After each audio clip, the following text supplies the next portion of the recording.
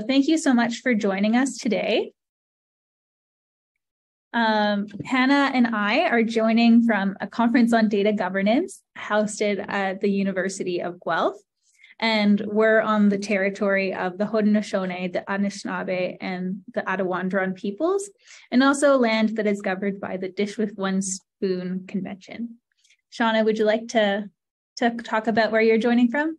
Yeah, absolutely. So I'm Shauna McKinnon. I'm the coordinator for the BC Agricultural Climate Action Research Network. And I'm based in Vancouver on the traditional and unceded territories of the Coast Salish peoples, the Squamish, Stolo, Tsleil-Waututh, and Musqueam nations. I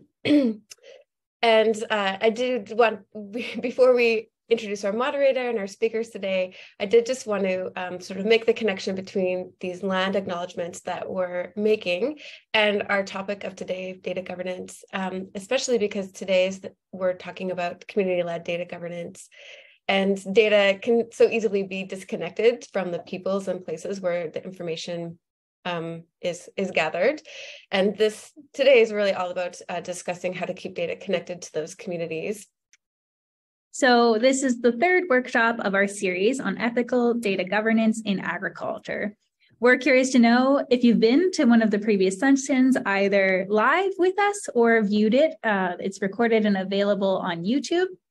And we're also curious about the perspective that you bring today and the relationship you have to agricultural data or farmer data.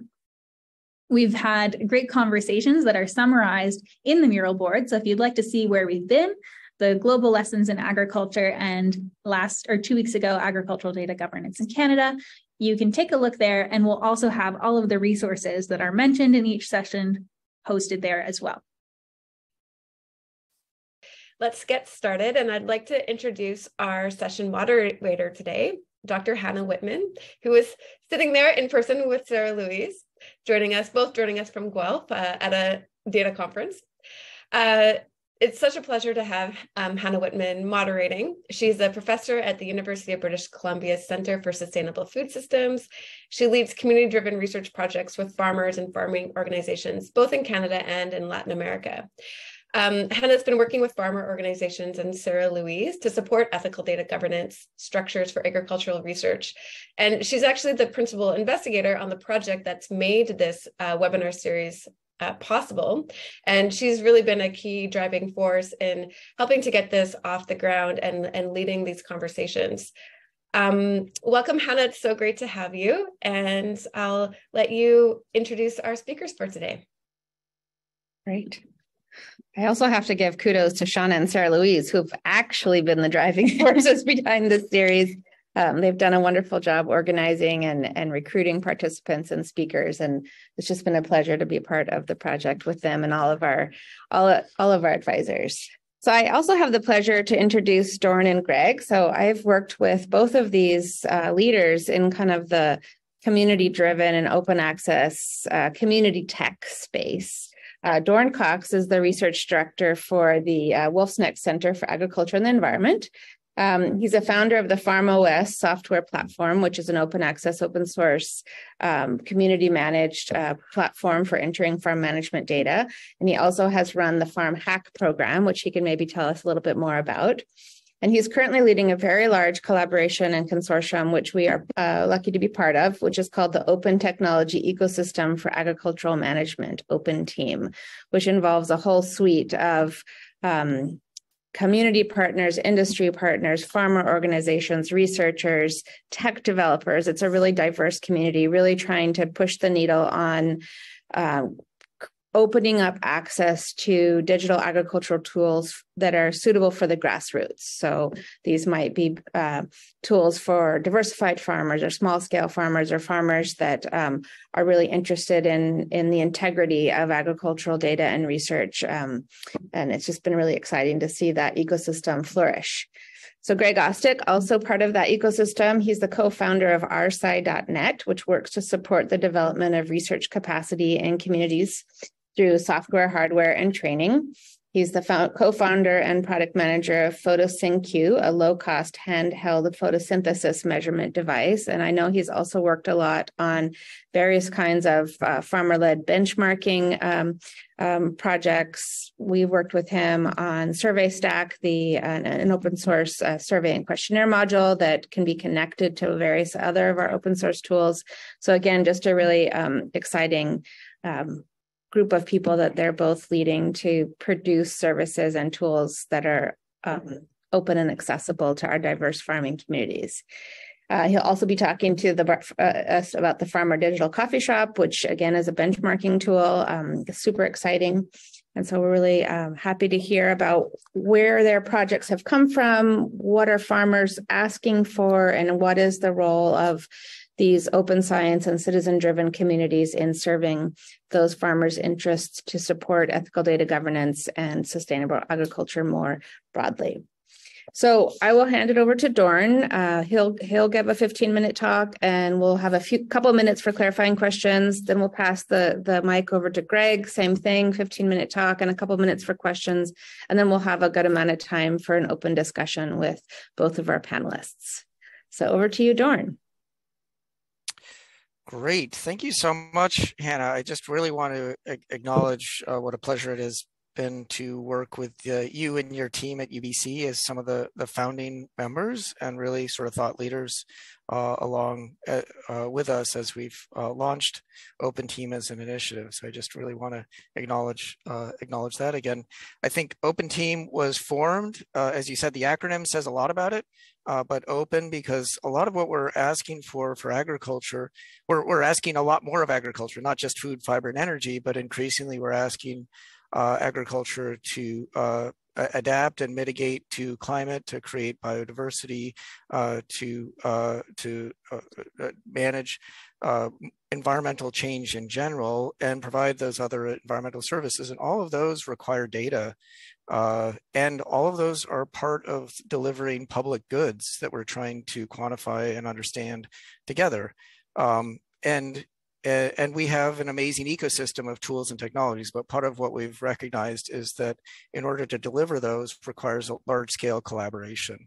And that it's not the technology, but the communities in which they work together to be able to hand off and describe everything from the microbiome to the biosphere. Like we're having to manage at this micro level, and yet we're also trying to describe change at the global level and provide and understand the values. And ultimately, agricultural management, because none of this is any good unless we translate it into actionable knowledge for producers. That we actually have to, this is there are other public sciences like deep space exploration, this shared, universal human endeavor that we're engaged in. But this is unique in that we're actually, everybody is involved in some level and as a stakeholder. So I think that's our role as we launched Open Team, was to start to bring that together and to move towards this action-oriented activity. So not just technology for precision, but for better decisions, and that we're democratizing access to that agricultural knowledge universally at all scales across cultures and geographies, and that we want access to this knowledge if it's part of our broader goal to address these larger, shared human endeavors, that we want access to this knowledge to be ubiquitous, low cost, accurate, and accessible. So we have an incredible ecosystem of tools that we're at our disposal, from AI to remote sensing to spectral analysis to and so forth. And yet they have not, but they're often built in silos isolated between ag tech companies and food companies, or in research universities. And so our role is really saying interoperability means working together. That means using our shared resources in a way that we can actually start to ask similar questions. And I think when you hear from Greg, you'll see sort of some of what I'm going to be sort of at a higher level, and you're going to see a little bit about what some of the interfaces look like when we are able to start to do that together and answer these big questions and little questions more accurately and together. And again, this is sort of this co-creation process that Hannah mentioned. We started with about a dozen organizations, and we've continued to expand, recognizing that, again, all of us have a piece in making that system work. But I want to take a step back as we're talking about data, because really it's, as we said, interoperability means working together, and that really means handoffs and trust across scales and across levels of power, and creating something of value and who holds that value, particularly when we're talking about environment and environmental stewardship and management. And smallholders and indigenous populations and large food companies and global conglomerates all really creating systems by which we can have trust. And part of what we've been working through with Open Team is creating that co-creation process that addresses those issues, not just on the technical side, but recognizing we have to create social systems, business systems, and legal frameworks within which to operate so that we can actually address those issues across scale. And we'll get into this in a moment, but that we have sort of competing aspects of agriculture, part of which is, again, this global public good, shared endeavor where we want all knowledge to be accessible. And the other is that a lot of this data that's site specific is about autonomy. It's about sovereignty. It's about control over our own destinies. And it's very sensitive and individual, both to communities and individuals. And those can coexist.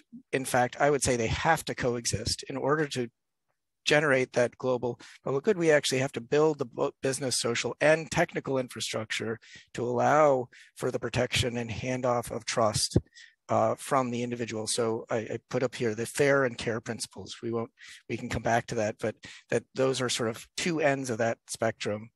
And so in addition to the technical infrastructure for handoffs that we'll talk about in a moment, things like the Ag Data Wallet, I want to acknowledge Sarah Louise's work on this with us in terms of walking through some of this suite of community-generated documents that are we think are really important to build that culture of trust, in which, as we're not only creating, again, the technical tools, but also the social environment and legal sort of agreements as community members to help steward that and create the consent management. So it's voluntary, not coercive, as we're handling data. And again, we're focusing on the ag data. I think this is sort of writ large, sort of the larger issue that we have, or sort of topic that we're having, whether it's health data or any of our data related to governance and how it's shared, and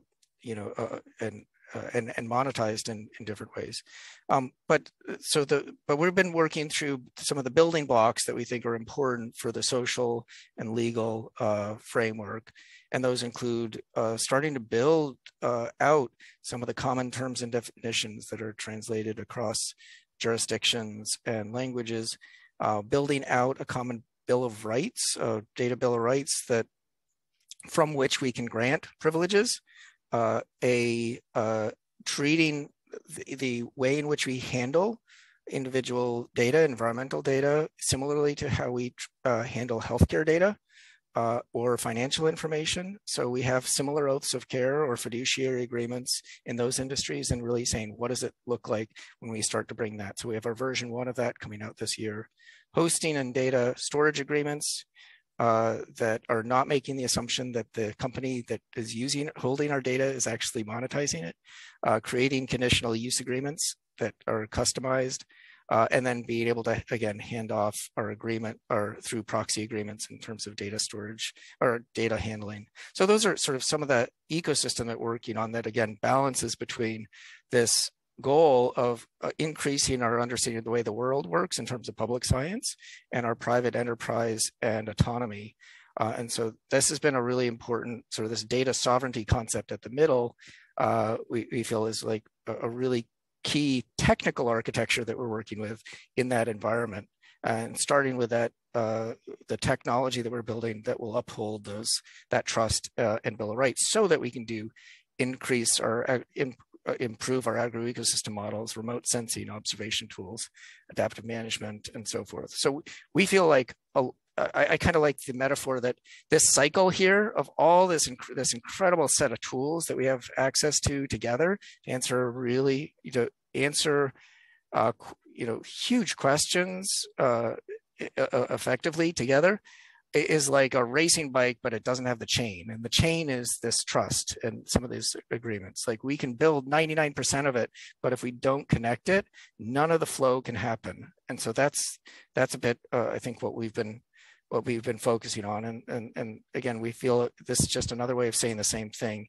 If we're going to enter, we have this mantra, we want to be able to enter data once, use it many times. That means data that we trust, we can continue to use it and reuse it. And that means starting at the farm level of the individual, but that's what we need to trust it to improve our research and development. It's what we need to do to create better feedback on the effectiveness and cost benefit of government programs and incentives, and what we need to do to actually create trusted exchanges and making credible claims that are on whether it's water quality, biodiversity, or carbon claims in the marketplace. So the other thing I'll just note is that wallet, as we see, as much as I'm focusing on the individual is what makes it possible to create groups and cooperatives, but we have to define the rights of the individual and the technology with the assumption that we can pull those together. And when Greg talks, you're going to see some cool stuff around what things like the coffee shop are, which are essentially the ways in which we can share our data and consent to answer questions together. But as we recognize, we have a history globally of farmer cooperatives. As we're creating a new value-added product of the data from our environmental management, we think that data cooperatives and data banks are part of that structure. So we need to build our individual wallets and data storage so that we can do that kind of thing. And also for the public good, we can start to do a public accounting of the history of the land. So that public land library, like we have our registry of deeds of sort of meets and bounds for all of the property going back. What we're starting to do is be able to make credible claims about the history of every piece of land over time.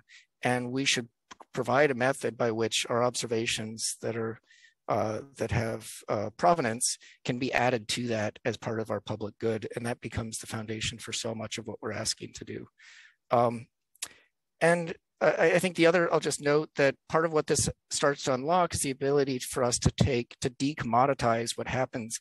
We're creating commodities in food, but we're also recognizing again that the additional value that we're creating is place specific, and that we have the tools now to describe a lot of those other values. So creating digital fingerprints for food that can be exchanged and have value is part of that outcome. But again, we have to do that at the granular level and have our tools reflect that and design around that basic concept.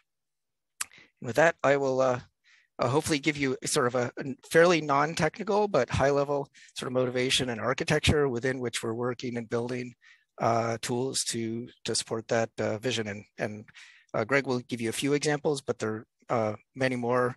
And we're really excited to be able to these are actually many of these now in the field in partnership with folks like, Hannah's team being actively used and in conjunction and co-developed with our producer and land steward networks. So I'll stop there. Wonderful. Thanks so much, Dorn.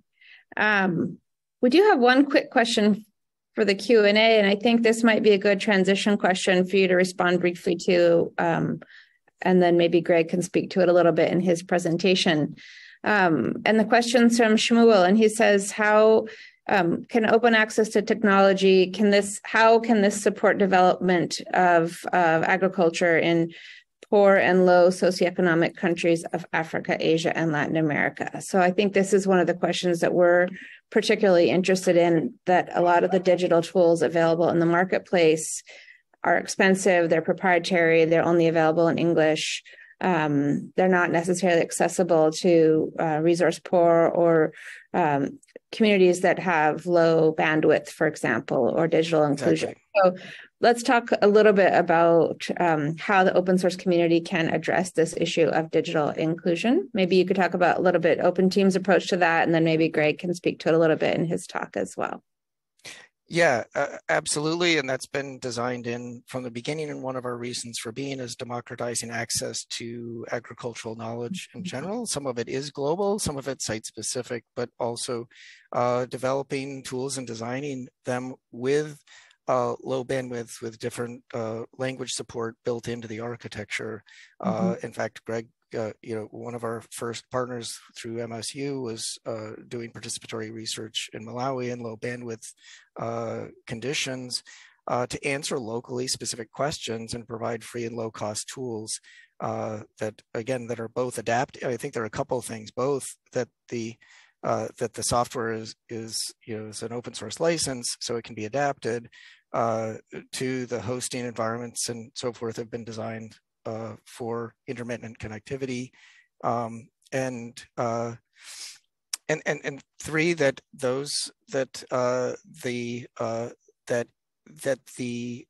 there is not vendor lock-in in its design. It's intended, the whole system of creation is intended to be a universal knowledge utility that can adapt globally and promote cooperation, regardless of whether you're General Mills or a smallholder rubber producer in Indonesia, for example.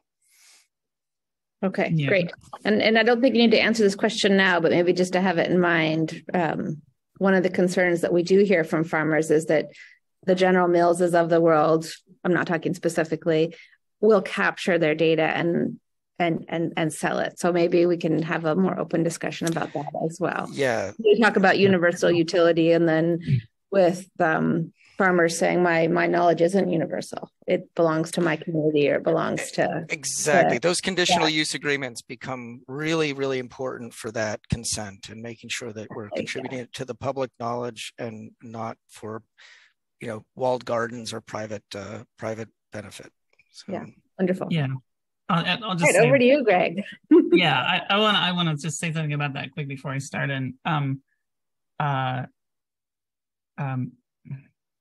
even in the United States, where you have, just take corn and soy producers, right? They're what all of big ag tech is shooting for, right? They use technology, they're willing to pay for it, all that kind of stuff. So you would think in a perfect world, big ag tech would be as responsive and aligned with their interests as possible, right? Let alone the little farmer in Malawi who's not using ag tech, isn't a significant market. No one's going to go invest a bunch of money in. But even in that case, there's misaligned incentives between the VCs who fund projects and ultimately the farmers who utilize them. And I was going to give a case example actually of that. So let alone the person, right, in another country who's not using ag tech, is not a significant market, and for whom Monsanto is never going to invest $1 billion into a software platform for. So in a way, the only realistic choice we have, not only in other countries or in smallholder applications, but even I think in larger places, is to start taking a more active approach as producers in our software ecosystem and development. We can't just sit around and expect someone to make it the way we think we want it. So anyway, great. So yeah, I'm going to talk about, it was really helpful because you all provided some of the specific questions. And actually at the end of this 10 or 15 minutes, I'm going to read some of those questions, and hopefully you'll see where some of those answers emerged from what I talk through. So sort of expect that at the end. But really, I'm going to talk through some low-hanging fruit for ag data use and sharing, which I think is peer-to-peer benchmarking. And that's this, what we've designed called Farm Coffee Shop, which is a peer-to-peer benchmarking system. And I'll explain kind of why I think that's low-hanging fruit. I think it'll be effective, and it's a good example of how we can utilize things in a way that's effective for those asking for the data, and also effective for producers themselves. But first, I want to contextualize a little bit. So Dorn had a very hard job of explaining open team. That's always complicated, but it was great. I want to simplify it down to 3 very clear things. Number 1, as a producer, I should own my data and I should have the ability to share it clearly, period. Right? We can talk about all the details, but in the end of the day, it's just that simple. That's number 1. Number 2, when I share it, I should be able to share it easily and effectively. That's number 2. Dorn talked briefly about fair, findable, accessible, interoperable, reusable as a data standard. Those are the technical pieces that make that work.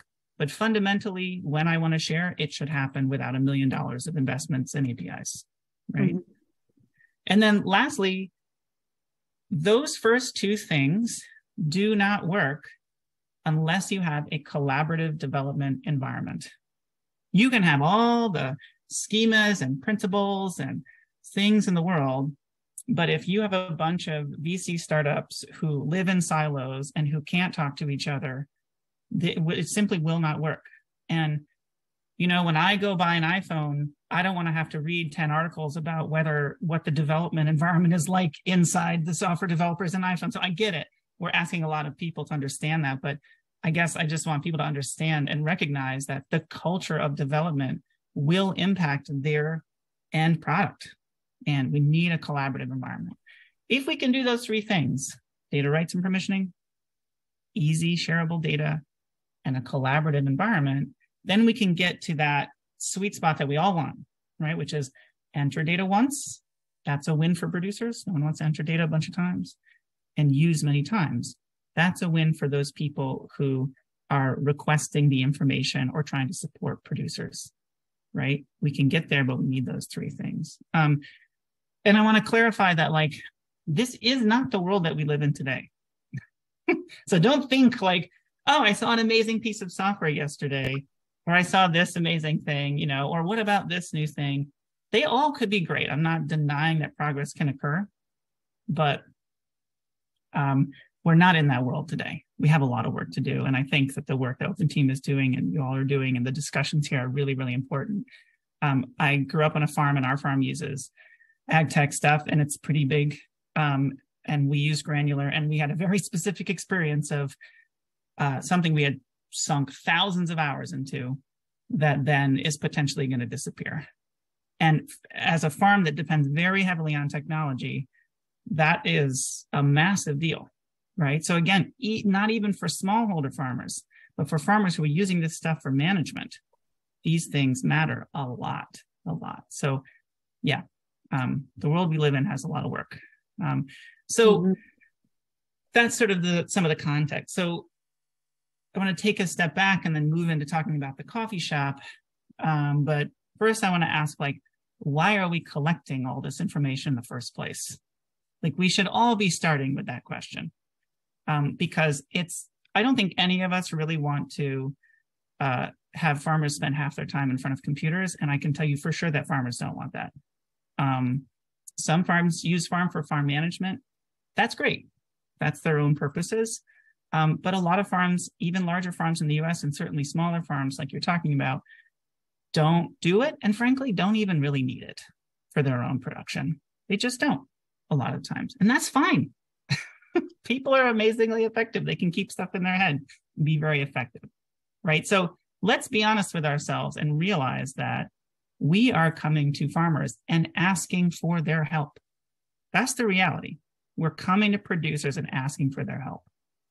And we're asking for their help in research. We're asking for their help in solving big problems like climate change. We're asking for their help in solving local problems like water runoff or other things, right? We're asking for their help. And I think that's really critical as an initial stance in any interaction, is to recognize you are asking someone for help. If you were to ask your neighbor for help, you wouldn't walk over and say, hey, I need your help, whack them in the head with a stick and give them 20 forms to fill out. You just wouldn't do that.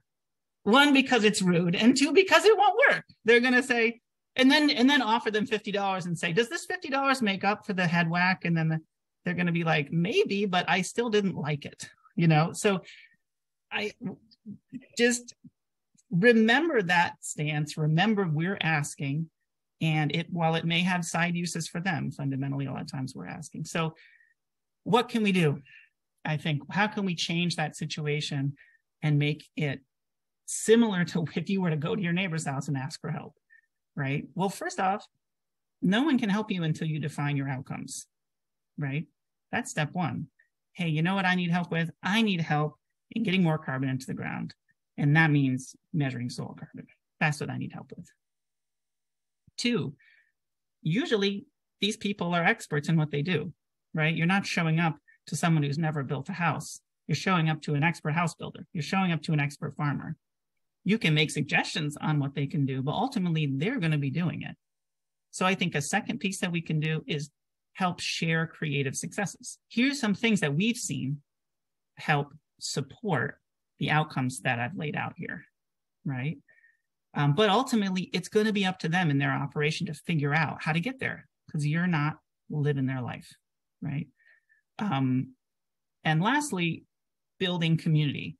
And that sounds different, but really it's just a way to supercharge that sharing of creative successes, right? Because one individual is not going to come up with the right answer all the time, and it requires a lot of iteration. When you have shared information among a community about how to achieve a goal, you can just get there faster, right? And to Dorn's point about building trust, the only way to do that is to build community and trust so that information sharing can occur. So, why are we collecting ag information? Let's be honest, it's mostly us. Let's treat it like we're asking for something, right? And let's use the same strategy you would if you were asking for anything else. Mm-hmm. This is really the starting point for the Farm Coffee Shop, which is just a peer-to-peer benchmarking system. And my claim is that even absent carrots and sticks and other tools to try to collect information, I think if you provide transparency and positivity and creativity and engage in the right way, I think we'll be amazed at what farmers can actually do, right? When you come to someone with the right perspective and a positive attitude and clarity, most people want to help, So I really genuinely think that. I'm not saying carrots aren't good. I think carrots are also good, but I think actually you can get a lot just out of that. So it's called the Farm Coffee Shop because what we're trying to do is really just mimic the process of, at least in the US, showing up in the coffee shop at 6:30 in the morning, seeing your neighbor and saying, hey, I noticed you did something different on the field down on 96. What are you doing? That's how we learn. We talk to each other. That's the natural way. So the Farm Coffee Shop is really just trying to do that, but kind of at scale, right? Driven by data and with a broader range of people, so you can ask those questions you would ask in a coffee shop to your neighbor faster and iterate more quickly. And I'm not going to get into the back-end components, but it's just suffice it to say that those things I laid out early on, data rights, controlling your data, permissioning easily, using FAIR principles to make data sharing easy, and having a collaborative development environment, the coffee shop is really built on those principles, but we won't get into the gory details of that here. So let me share my screen, and I'm just going to walk through the tool just really quick to show you, and then I'm sure we'll have all kinds of questions and other discussions later. So let me share my screen. So this is the basic tool. It's very much a beta development tool, so there's a lot of improvements to make. But we have some initial data in here from a project that was measuring soil quality, but also product quality. And right now we're looking at wheat, and we can see, I'm just going to open up these two. We measured soil carbon, organic matter in the soil, and then we also measured antioxidants, polyphenols, and proteins. The great thing about the coffee shop is, one, it's open source, and two, it's very flexible. If you had a research project where you were asking totally different questions about totally different groups, all of this is all flexible. It's all very intentionally built to be changeable and modifiable. None of these things are hard-coded. They're all things that you can change in your implementation in your community. The basic concept from a visualization perspective is soil carbon, that's one target, right? Like I said, that's one of the things that we want people to track. Here's the lowest and here's the highest. Pretty straightforward. When you hover over something in one spot, you can see it in others. You can see it got highlighted in white everywhere else. So it makes it pretty easy to see, try to see trends just by sort of like floating around. And you can see the median value for each of these. So that's kind of the starting point, right? So if I'm a producer and my data's in here, I don't have data in here, I would be able to see each of these lines. Each of these lines is like a field, basically, and the results from a single field. I would be able to see my data, where it sits. And the first question everyone wants to ask is, who's better than me, right? It's just natural. It's just human. And of course we should be asking that because you want to get better. Everyone wants to be better, both sort of in a competitive sense, but also because we care about the outcomes. So we say, who's better than me? Well, somebody up here, right? Let's take a look, like maybe this guy. Well, now that we click on it, we can see what they did. What did they do? Where are they from? What's their average yearly temperature? What did they seed? They did a no-till seeding. There's the type. They applied some amendments and then foliar sprayed at the end of the year.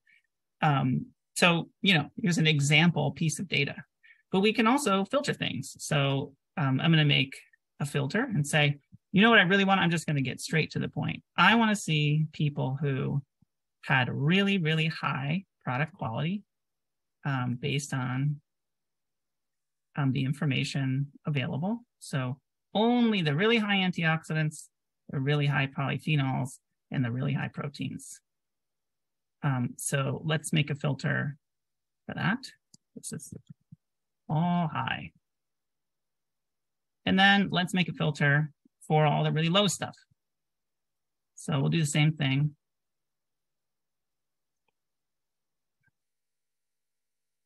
And I'm doing this just to sort of show you like flexibility and how easy this is, and also to an extent how you can kind of flip through it quickly. And now let's just look at these, right? So, what do we see? So when I hover on all high, I can see that obviously because I filtered it, if you look across antioxidants, polyphenols, and proteins, the purples for all high are all to the right. That makes sense. But now we can say, how does that relate to or affect soil structure, right? So, is it higher than average or lower than average? How does that relate to management activities and other things? So now let's go to all low, so we can kind of flip back and forth and again, get a quick visual indicator if there's differences. So some differences that I see is on average, soil structure is a little bit higher, especially soil carbon in the top 10 centimeters. But actually a big difference, and this is interesting because we've investigated this data a lot, is in this case, the things that were very high antioxidants, polyphenols, and proteins are all 0 on our tillage index. So they were all no-till in this case. And the all low were actually pretty diverse. Their tillage index, that's stir rating, that's basically soil disturbance rating, was all quite a bit higher. So we can go click on these things and again, investigate some of these examples and say, what's the difference here? And if we go to the all high, we can click on some of these examples. So, step 1 is who's better than me. Step 2 is, are they comparable to me? Does this seem like a farm that is similar, in context? And then step 3 is interrogating, why are they different? And, is that a difference that I can do on my farm, in my operation? And if I find something that I find interesting, like, wow, these guys are higher, they seem similar to me, they're doing these activities, I can click and just see more detail about that specific producer and all the other plantings that they have in the system. And I can see if there's any consistency, right, among their plantings and what they're doing. And in the end of the day, I can then ask my community. We have a little chat feature here that integrates with another open source product called Hilo. And I could screenshot and I could ask my community, hey, what's this, right? And stick that screenshot in here and share it with just the people that I want to share with and ask that question. Or long term, if I'm logged in, we want to allow people to sort of directly, anonymously contact other producers and say, hey, like, I saw this. I had some questions. Is it okay to have a follow-up conversation? Because ultimately, you're never going to replace the coffee shop, but you can try to get there, right, by finding the right points of data. So yeah, hopefully that was a useful walkthrough to understand ultimately that this is, I think, a really low effort way. There's no stick, there's no carrot. We're just creating transparency, and we're identifying some common ground for people to see where they're at. And we're trying to make it really simple and effective for people to understand how they might get better in the strategic level farm decisions. So in the end, one of the questions that y'all provided was, any tips for trying to navigate the development of formal data sharing relationships? To my point before, be humble, recognizing you're asking for something, and also, reinforce the expertise of the producer you're asking something for. They are creative, they can find solutions. Don't create situations or interactions in which you're not allowing them to do that. Another question was, what are examples of ethical or mutually beneficial data sharing? I think coffee shopping, or really any peer-to-peer benchmarking, is a great example. Simple, it's low-hanging fruit, and honestly, anything else you wanted to do is going to require the same kind of data that you would need for this. So build on top of this as a starting point. And then the last thing is, how can governments and researchers make it worthwhile for farmers to collect and share ag data of interest? Like I said, I think peer-to-peer benchmarking, even without any specific carrots like monetary support, has inherent value and can be a starting point that's low effort. And then you can layer sort of carrots on top of that makes sense based on what makes sense for people. So yeah, hopefully that was a useful walkthrough, and looking forward to questions. Thank you, Greg. I have a couple just practical follow-up questions for you. One of our, the kind of theme of this topic is citizen-driven, community-driven data collection, governance, and sharing. So how, say a farmer was interested in being part of a benchmarking project, what is, without getting into the super technical details, how does a farmer go about deciding to share their data and then deciding who to share it with in a tool like the coffee shop? Right. Kind of getting back to that data sovereignty piece. Yeah, it's interesting because what we found is the software tools need to cater to the project manager, because they're usually the one initiating the interaction. And they're also the one that the farmer really depends on to just make it all work, right? They don't really want to deal with all the nonsense, which is reasonable. Right. So the software supports them to really easily engage, send an email to a farm saying, hey, do you want to join this thing? Click yes. Here's what you're joining. Are you sure? Yes. Here's a survey, fill this out. With your management data on 1 or 2 or 3 fields, maybe it takes 20 minutes. It doesn't have to be a high bar. But it's still retyping in data. It's not transferring data from precision ag equipment, that sort of thing. Because that's one of the interoperability concerns we've heard from, especially farmers who are using some of the proprietary tools out there. They'd be happy to share their data with their neighbors, and they don't know how to do that. So is this the kind of tool that could be an intermediary between someone who has, they don't want to enter all their irrigation data for they have that data. Right. How do they get that into the coffee shop? Yeah. Yeah. I mean, we don't have that tooling now, but those are things that we need to build out. And in fact, we're building out a John Deere Operations Center integration right now for FarmOS, which is really exciting. And I hope to start to break down those walls, because if you're not meeting farmers where they're at in terms of their management use, that is 98% of the value that they have for that data. So if you're not meeting them there, you're not achieving entering data once used many times. 100% agree. Yeah, but I mean, I think when it comes to sharing the management data, that's very much the motivation behind FarmOS, is a common data structure that it creates data portability between those different platforms, but it does require that initial work towards translation. And I think that's where the technical assistance comes in. And when you're asking, you're saying this is something that we'll provide as a service to get it into that universal format that you now have. It's now a better asset than what you had. You had it in this other platform. Now you have it in a form that you can share it. You can share it in the coffee shop. You can share it with your government, with your government agency. You can share it with your crop advisor or other technical assistance provider. But that's the work that we're doing around the Ag Data Wallet and FarmOS and the data structure that's consistent there, and the conventions that make that interoperable is a lot of our. That's where a lot of the work is. But the expectation, again, that we've come to as we've been working through is that's where we provided. When agriculture is a shared endeavor, we mean it's not all on the farmer. If they're not, we're getting a lot of value, so we need to. If we're helping to create that value, we need to come to the table with additional resources to make that work.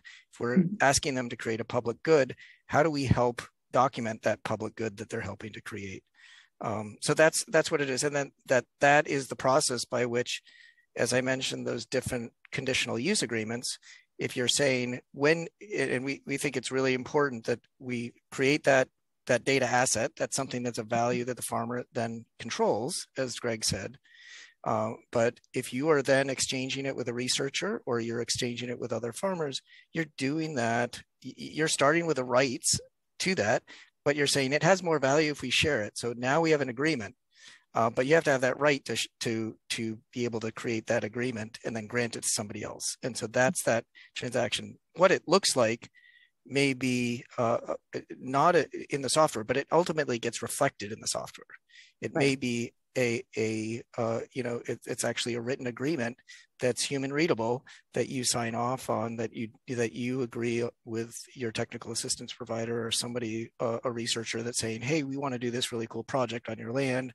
Will you work with us on this? This is what it means. This is the oath I've taken in order to care for this data on your behalf, and I will not sell it to the vendors that you may be working with in other ways, or but this is what we're beholden to. And so that's kind of where the rubber hits the road here, and it comes down to those actual relationships. And as Greg said, there is a software sort of interface to that to make sure that all of those preferences, that consent that the farmers agreeing to, are accurately represented, but they are not responsible for maintaining it. They're responsible for communicating their intent, and then our responsibility is to make sure that that's accurately reflected. It is interesting though. I mean, you point out, John Deere Op Center is a good example. They could, I suppose, if they wanted to, create a system like this. They're thinking about, how do I share with my agronomists, right? And certainly you can do that in John Deere Op Center or Granular or Conservice or fill in the blank. They're not thinking about how to identify a community that I can collaborate with, because that's not what they're thinking about. And so I think that's tooling that we have to build outside of an individual application that helps share those things. And the second point is, and totally valid, it's going to take time to build those integrations. And the more we can agree on schemas at the nerdy level, the faster those things will be. But the coffee shop, again, just to reinforce, like, peer-to-peer benchmarking does not mean I have to connect every single field to have value from that. I'll take our farm as an example, right? We have a lot of fields, but I can tell you that like a bottom ground field that's consistently wet in the spring is one type. A drier field that's at the top of a hill, is another type. And then there's fields that tend to be in the dry areas up in north. So we might have 3 types of fields that covers 80%. If I can get information in on 3 fields, right, even manually, I get 80% of the strategic value of comparison out of that coffee shop experience. So we can be smart as developers and tactical about what we're asking. We don't have to boil the ocean here. Right.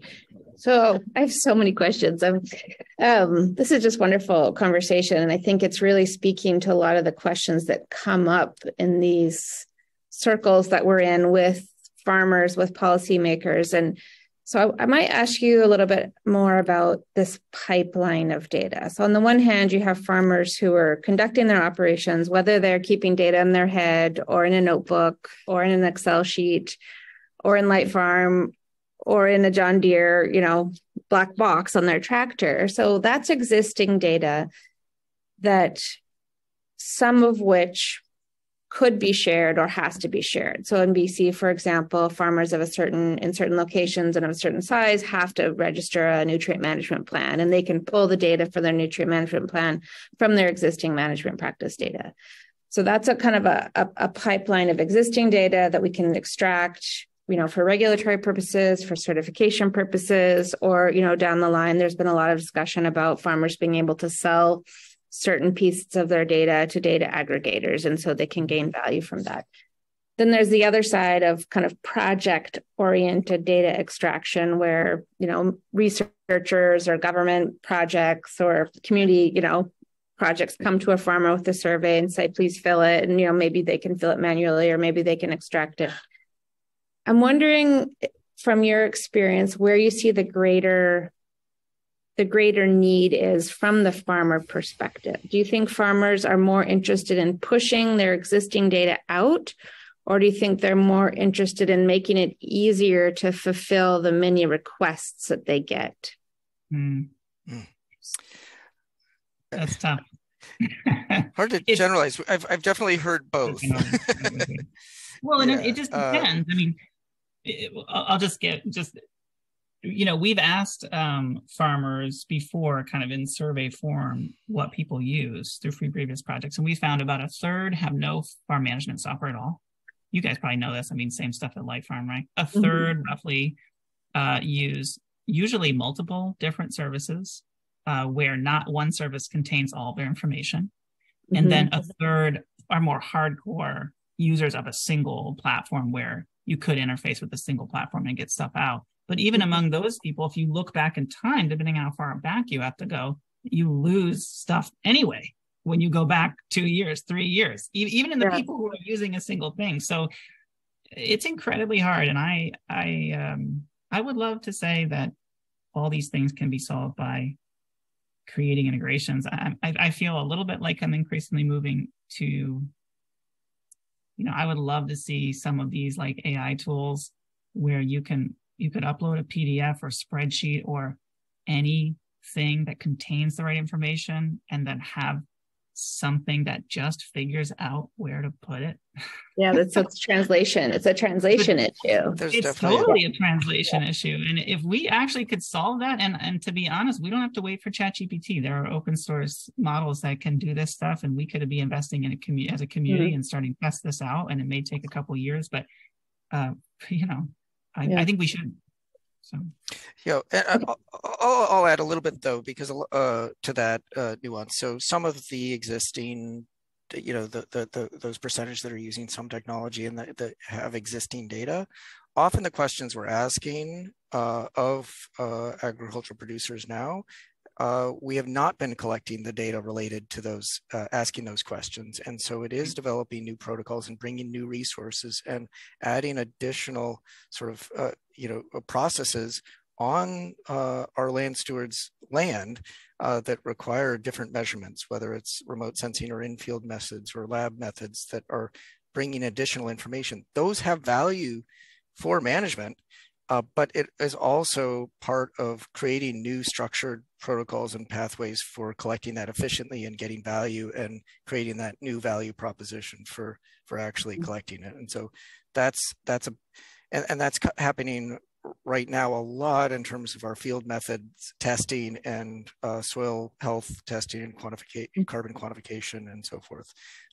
That the data just, the historic data and getting it into a form that can be aggregated effectively is not a great use of time. Yes, we can do more in terms of meta-analysis and pointing these tools at historic databases, but really we have new tools and methods that are going to be even more effective as we look going forward and lowering the cost of gathering that data. So I think it's a little bit of both. I think in terms of, and I'll just add, for example, especially as we're adding more diverse practices, into production systems, like mixing row crops and grazing systems, or intercropping or interseeding.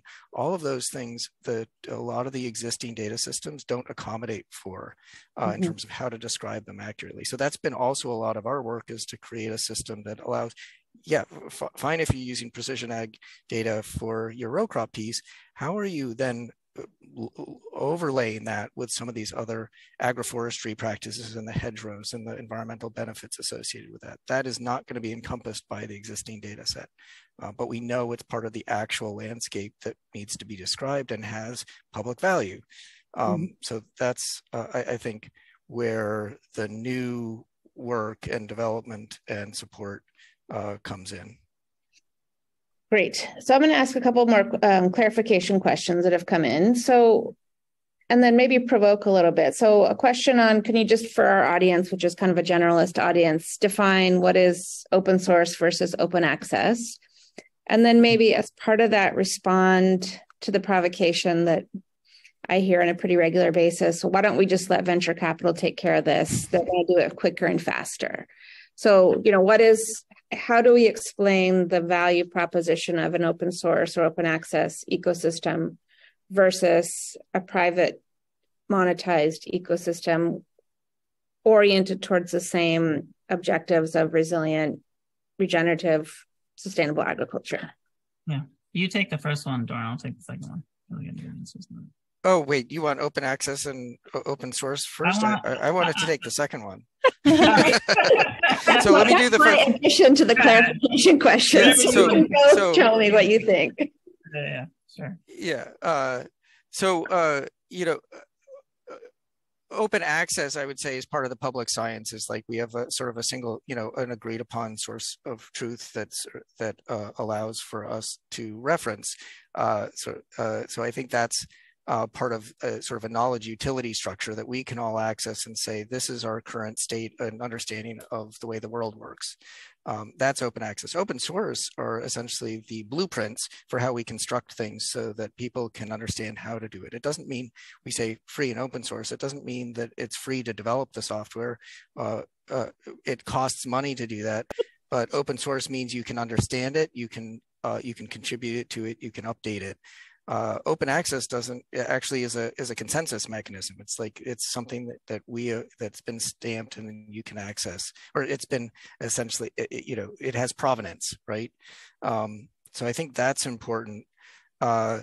But I really do want to talk about the second one too, because this is not anti-private enterprise by any means. It's actually to create more viable enterprises and remove some of the non-strategic investment that enterprises that are really inefficient and trying to rebuild and rebuild some of the common infrastructure that is necessary to actually to build things that work across a very complex system. So I like to use the metaphor of a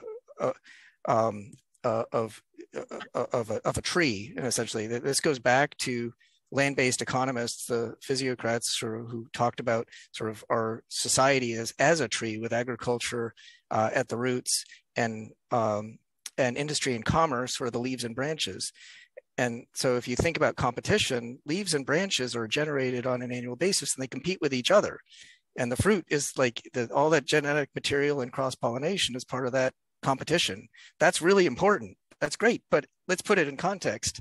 Those are the parts that are regenerated constantly, and if you have a big storm, they all fall off and die, but the tree can still grow. So what we're talking about is that trunk and roots. Like, how do we make sure that we're investing enough in those roots and branches to make sure that we can have really good, productive enterprises?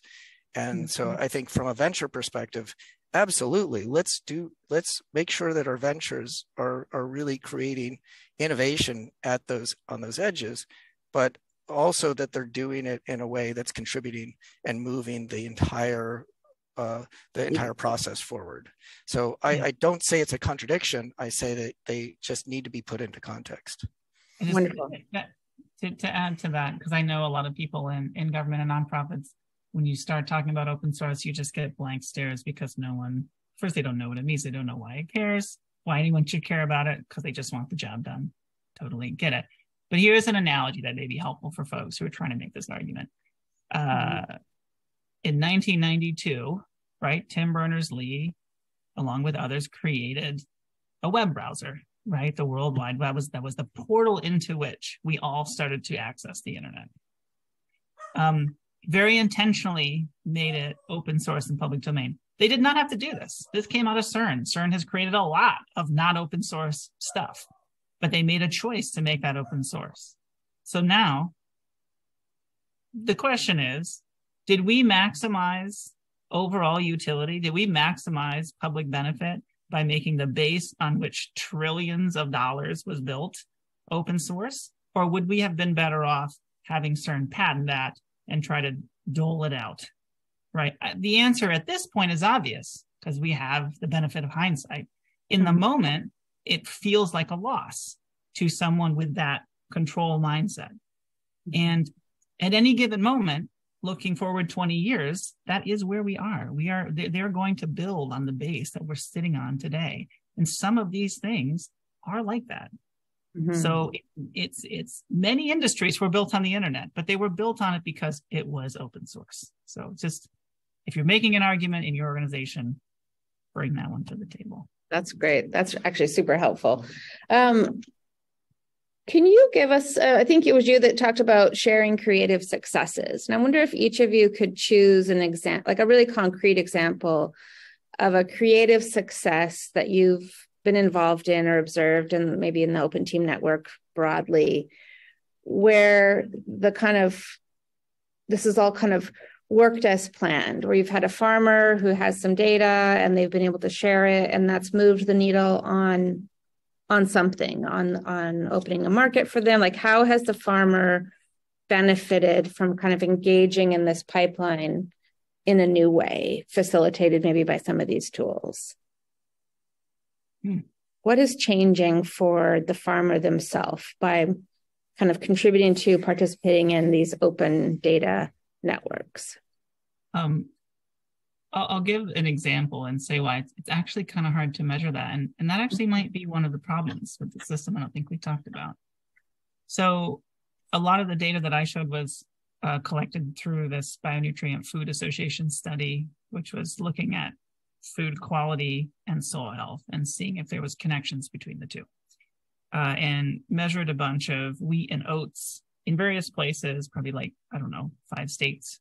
And we had one particular group that was bigger, had more farms in it up in the Northeast, and they were all kind of part of a common group with some common practices. And when we looked into the data and people looked into the data, we identified this very clear trend that no-till had higher antioxidants, polyphenols, and proteins, like big difference, which you don't often see. And as you guys know, in data sets like this, it's hard to find big differences. And, you immediately start saying, well, why is this? Is this because it's no-till? Is it because practice differences? Is it an individual producer? And kind of come to find out, it really was focused on this individual group of farmers who had similar practices and were selling to a common market and were really focused on those outcomes. They were no-till because where they grow, no-till makes sense, right? But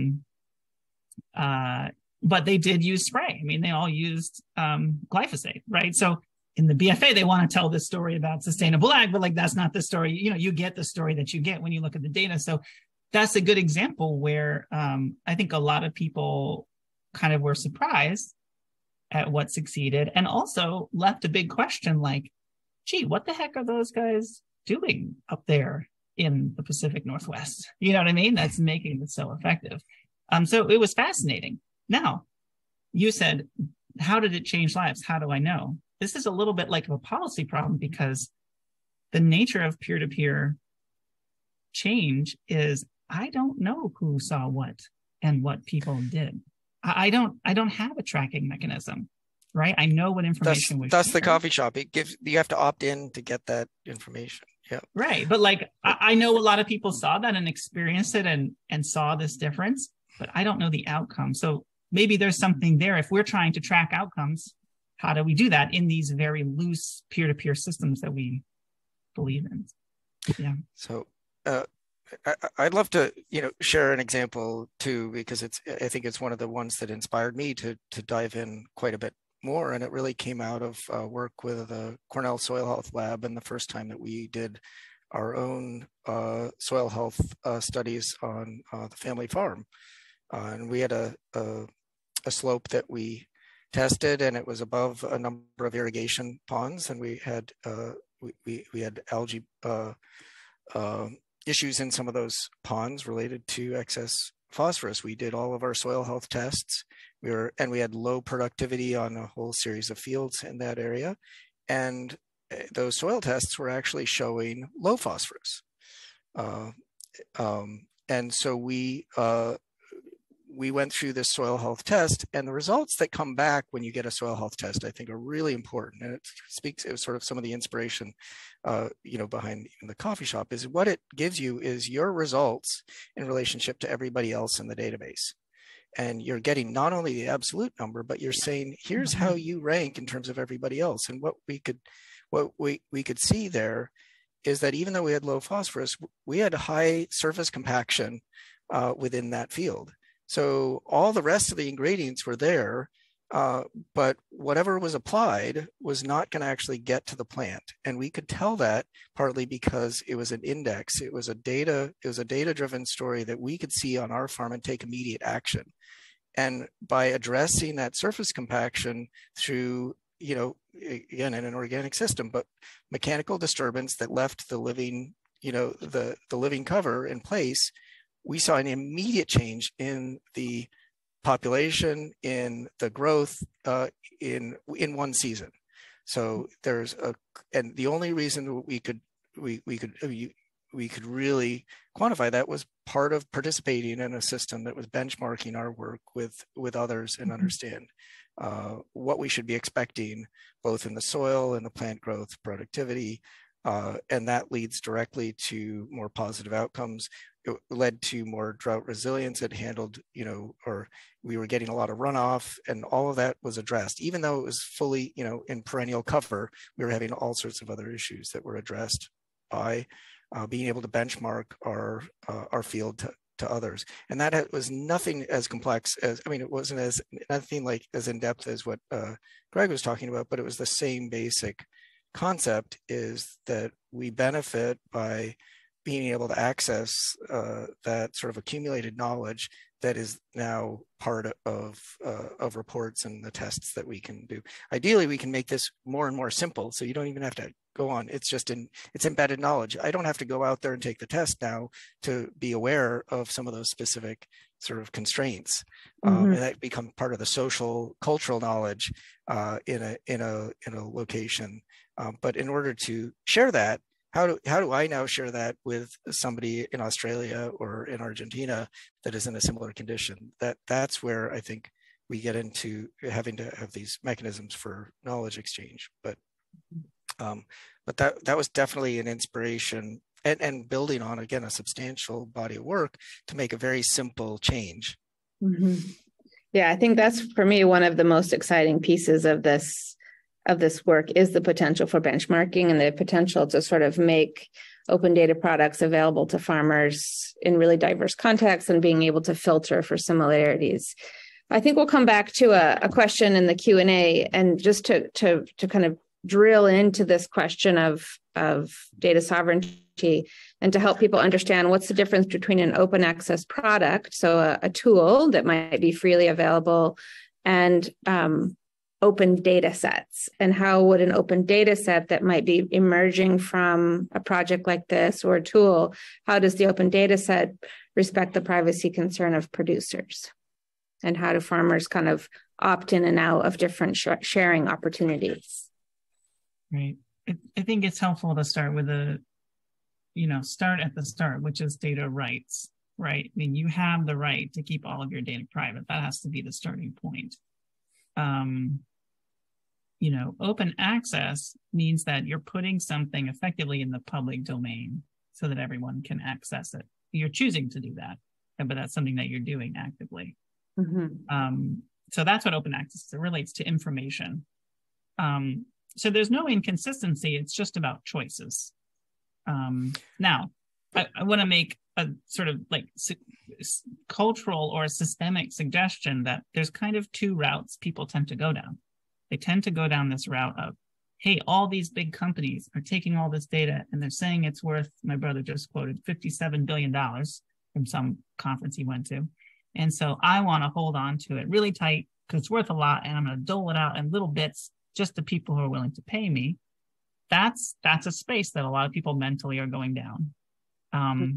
But another way to think about it is if I put data in the public domain that's appropriately anonymized, so I can feel comfortable that it's not coming back to me, the more I contribute and the more others contribute, either to the public domain or to some limited community level domain, right? People I trust in my community, then I get value back out of that in a way that if nothing is ever public and everything is dollar by dollar, you're almost going to be basically back to where you are now with big companies, where you don't really get value out of it. So I just encourage people to think about this second strategy because, to be perfectly honest, I feel like this whole conversation about data value is a little bit about like 5 years ago, the whole conversation about carbon values, a lot of hype. But in the end of the day, when you actually get down to it, I don't know if it's going to be as valuable and ultimately as useful as people want on the monetary level. On the production level, sure. But on the monetary level, it's unclear.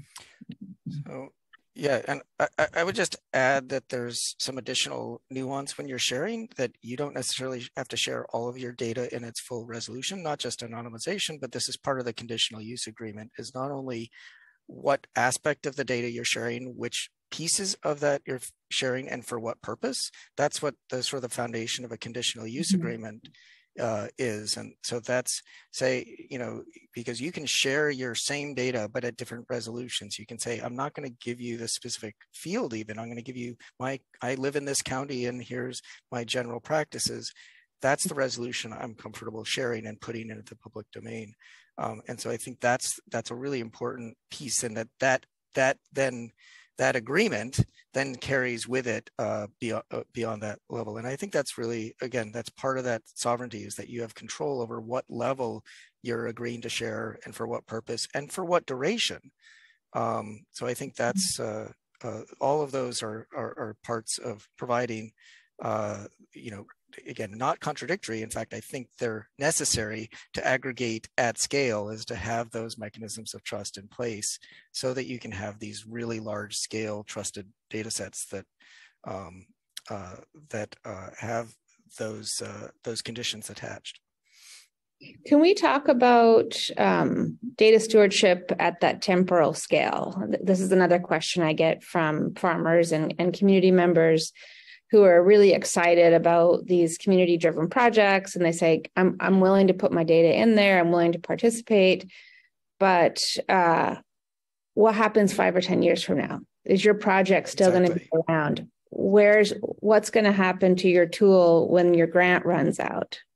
And so I'm wondering if you can talk a little bit about the tree and trunk model around preserving the public utility of these community investments in the long duration. And I think that's a vexing problem. We're creating these software and these tools, and they have to be maintained, they have to be hosted, they have to be bug fixed, they have to oftentimes have additional functionality.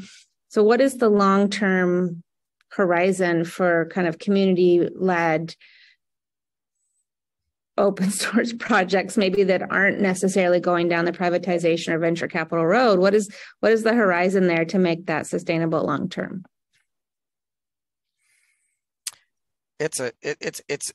Public funding that cooperative public good is, of course, always the challenge when we get into this. And I think we've been, and that's also the foundation for some of the agreements that we've been working towards in terms of hosting and storage agreements, in terms of what data do you need to share to support the ongoing support or the maintenance of those services. And then if that service is no longer stopped, what's the obligation of those who are hosting it to move it into a form or dissolve it or erase it so that it isn't going to be misused. So I think that's all of those, I think, are are an important part of maintaining that ecosystem. But I think there are some, when we look towards a utility structure, it's going to be based on the actual cost of hosting and storage and transactions, both compute and storage power that's necessary, and making sure that that's graduated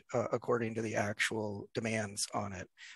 So this has been what we do now is we share our own private data and view a lot of ads to support that infrastructure. And I think what we're saying is like that that's worked, but is that really the best way to get the utility that we want out of the system?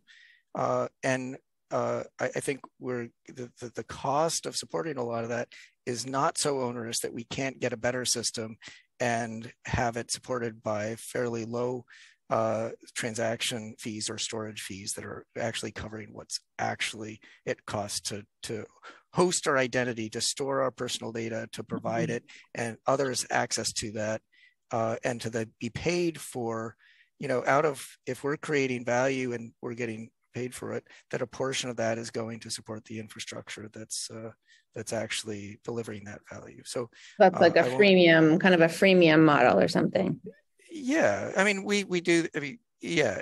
Well, I would say it's probably closer to the way that, say, some of the other business technical legal frameworks like credit card processing or insurance claims processing across consortia work, where there's an actual transaction. There is an actual utility cost to make sure that those systems all work together and the data is maintained over time and has a certain level of integrity to it. And who would govern that? Like, how is that set up? Yeah, well, so this is like a constant thing that, right, because it's a non-nation state governance system that do exist. They exist all over the place, but we always say it's government or NGO. That's of course not the case. We have governance organizations all over the place that govern those standards and hosting and stewardship, and that's essentially what's necessary, and that's what governs, the development of Linux or Apache or, or domains. I think it's a similar sort of thing. It's, we have other organizations, some of the non-Bretton Woods organizations like, FAO and other, and WHO and so forth that are actually created to help steward some of those global agreements on standards and understanding that I think are examples that are based on, in some cases it's transactions, sometimes it's voluntary contributions by major stakeholders, whether they're nation states or others, that make sure that those functions are fulfilled. Yeah, and well, I just want to remind people also that, like, the brightest star today is not necessarily like the right thing. VCs get very big very fast, and they feel almost like this is inevitable, right? You're like, this is the only thing, it's inevitable, and then it goes supernova and blows up in your face. And our example, Granule's a case example of that. Whereas you can have, and you can, I think at UVC, Light Farm and FarmOS are both really good case examples where you're like, you have consistent, persistent community development, you have a strong anchor, especially Light Farm has a really strong anchor at the university. You're now engaging a lot of additional developers through just open source engagement. You have developers coming through. That is strong. It's a little like Red Dwarf. Do you know what I mean? It's not going to blow up. It's going to last a really long time. You have the ability to contribute to it. I think it will. No, I think so. And FarmOS is different. It doesn't have that university anchor, but it has a really strong community. It's not going to go anywhere. It's been around for a long time. Like, that's what people should be looking for, not the brightest star, right? Not the thing that's going to blow up, not the black hole like John Deere, where you literally have no choice at this point. But that little thing that you can float around, contribute to, and it's going to last a long time. And they exist. And if people want, it may feel in ag, you don't have a lot of examples, but if you want examples in other spaces that you could connect to, I think Apache and Linux are great examples, but like, people don't know what they are. They sit behind all of your software. If you want to look up an example, you use them every day, but you don't use them literally every day on all of your things, but you have no idea. It's fine. You don't know what they are. It's fine. But a good example, I feel, of something that's well supported and really awesome and has sort of taken over an industry. There's two. Krita. It's an open source drawing program. It's supported by the Studio Ghibli, which is like This, he's a really, Miyazaki is a really famous artist from Japan. Anyway, it's very big and well supported. It's a commercial product anybody can use. And then another one is called Blender. That's a 3D design thing that's just really amazing. So if you're making, again, I'm trying to feed people arguments. If you're making an argument with the organization and they're saying, you can't do this because look at those two things. Say these are commercial products. Lots of people use them. They took 20 years to develop, but now they are a rock solid red dwarf that's going nowhere. They are going to be here a long time with solid support, and you can do it. You can do it. Okay, well, we're getting close to the end. I don't know if anybody in the audience has additional questions. I think this whole area of data governance and the ethics of protecting community interests in this, the Wild West of data is really important to our stakeholders, and I think to yours as well. So I appreciate you being able to have these open conversations. I think there are things that we're going to have to build together in building data communities that support farmers' needs, that support consumers' needs. Here at this conference, we have several people who are really interested in traceability down the supply chain and building products because they don't exist for their sector. So sheep farmers, for example, they've built this product. I just sent you the email for it. So I think it's exciting. It's an exciting and fast-moving field. And I really appreciate the way that Our-Sci and Open Team have been creating that space for sharing knowledge rather than, competing with each other. So it's been really, really inspiring to work with you on those things. And we're very excited for our final session 1 week from today on Indigenous data sovereignty beyond the OCAP principles.